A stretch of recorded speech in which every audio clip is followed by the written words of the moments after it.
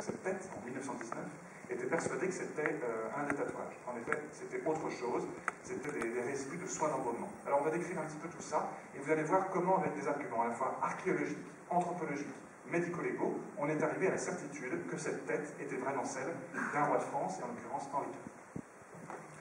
Premier examen, eh bien, c'est comme lorsque j'ai un cadavre qui arrive à l'Institut médico-légal, j'en fais un examen complet. Donc je l'allonge sur la table, en l'occurrence là, j'allonge juste la tête, et avec une loupe binoculaire, avec des lumières rasantes, j'observe tous les détails de la peau pour voir quelles sont les lésions traumatiques, quelles sont les lésions d'identification, les grains de beauté, les cicatrices, les tatouages, etc.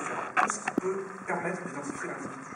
Et en l'occurrence, eh bien, on met en évidence plusieurs petites choses. Et vous voyez aussi que la bouche est en grande ouverte, et bien à travers cette bouche, dans la bouche, je vais pouvoir rentrer un fibroscope, c'est comme un coloscope, comme un bronchoscope, une fibre optique, et ensuite à l'intérieur, eh bien, on va voir ce qui est normalement invisible, on va voir l'intérieur de la cavité buccale, l'intérieur des sinus, et puis on va pouvoir faire des prélèvements qui n'ont pas été touchés par l'homme pour la génétique et pour le carbone 14. La génétique n'importe vraiment, parce que bien que cette tête-là, elle a été touchée des milliers de fois.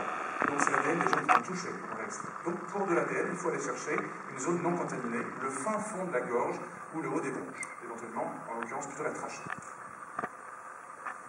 Donc on est rentré, eh bien, ça sera plus simple. Désolé de vous priver des roses.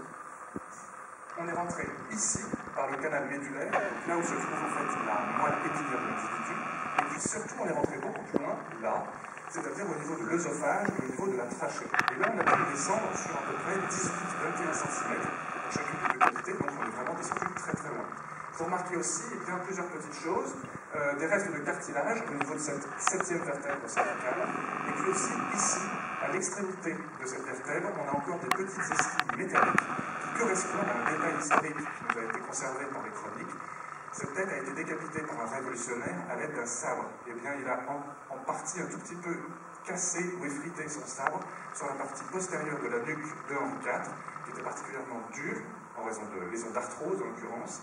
Et bien, ce qui reste là, c'est un petit bout du sabre de ce révolutionnaire qui s'est en partie délié. Voici les cordes vocales de Henri IV.